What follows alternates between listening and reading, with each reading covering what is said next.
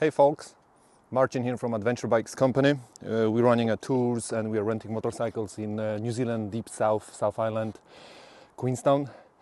A couple of my friends back at home in New Zealand asked me to test and give them a feel about the Kove motorcycles. I had the pleasure to ride Kove 450 already last year, but only for a short period of time in the States. And I thought I would just have a couple of hours on that bike and see what I feel, because I believe to give an honest review you need to spend on a bike a couple of days, throw it through a variety of the scenarios and see how it behaves and etc. So this is just my thoughts and feelings in regards of the riding that motorcycle. So we have a Kove 450 Rally, which is a replica of the rally bike which participated in Dakar recent 2 years. This version is unrestricted. What does it mean? That the ECU has been changed and the airbox has been changed. There is additional exhaust mount and a catalytic converter which can be removed to add some power. At the moment there is a 52. There are people who can bring it up even up to 60. It has a fully adjustable suspension front and back. The brand of the suspension is U1. It must be a Chinese brand. Single rotor in the front and then the back, which indicates it's a rally design bike. 2 fuel tanks at the front, rear fuel tank which can also be set up as a water storage.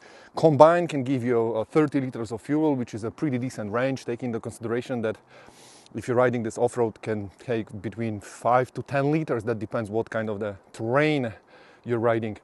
My initial impression, it's a bike set up for rallies. This is not like a proper adventure type of bike. This is a bike which is designed to ride off-road, which is designed to ride in the intermediate to advanced pace off-road, indicating that it's a front suspension and the rear suspension. Front is really stiff, so it means that you have to go relatively fast to hit the bumps, ruts, rocks and etc. And rear, it's nicely playful. This is a high revving engine. You can go pretty high. There is a lag between 8 to 9,000 RPMs, but that doesn't interfere much with anything. I believe this is a normal environment. This is the home for that kind of bike. Sand, ruts, rocks, forest and etc. It loves that kind of stuff. It has enough power to take you anywhere. This is not a extremely powerful bike, but it's also not mellow bike. You can have a decent fun on it. You can switch it off ABS on the rear or both of the ABSs. It's relatively light. Comes with the 2 seat heights, 910 and 960. This version is 960. I have to say, after spending on that bike a couple of hours and having a fun in the forest and throwing this bike through some single track sections as well, it's very nimble.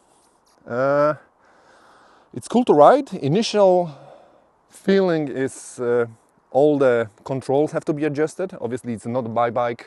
Thanks to Ulsan dealers, I have a opportunity to ride it for a couple of hours. It has a anti-fatigue bar mounts with the rubber at the front, so that's pretty handy as well when you're riding full day on the rocks. Coming back to the adventure biking, if you're looking to go long distances, 50-50 tarmac and etc., you can get it. It's a road registered and etc., but it's not really a fun bike to go on a road. However, if you take an effort and build tracks from gravel to side roads where you don't exceed 100 and etc., and you travel that way, you can have a decent fun on that bike. I have to admit, after spending today a couple of hours you can throw it around that bike pretty well. And it has enough power, enough grunt. It's well thought. You can see that it's a rally purposely built. So for someone who likes to burn the rubber, who likes to get places and get to the areas where there is not many people, like this one. And I believe with that setup, with the wider foot pegs and etc., there is not that much which have to be changed, as you can take the bike off the box and you can ride it straight away.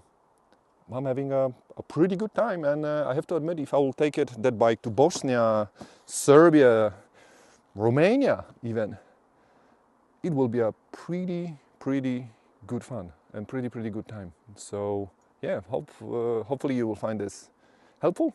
If you get any questions, let me know. I'm always happy to answer, to say what I think. Yeah, and it has a really easy removable plastics. It's pretty well set up. It's a good suspension, it's a good engine, good mounting for the exhaust. The only thing what I would add on the fast sand, if you want to ride fast, it's a steering damper, but that can be added. There's loads of aftermarket parts coming out into the online sales, so yeah. And friend of mine back in States bought one to burn it on a long multi-day rally. They didn't even run it in for 1,000 Ks in a service. They took it straight away out of the box for a 5-day journey, switching the gears on the red. Still going. So yeah, I have to admit, it's a good value for money. So if you're looking for something to take it off-road, I would say this bike is 70-80% off-road, 20% on-road to get you to the places. Yeah, that's about it.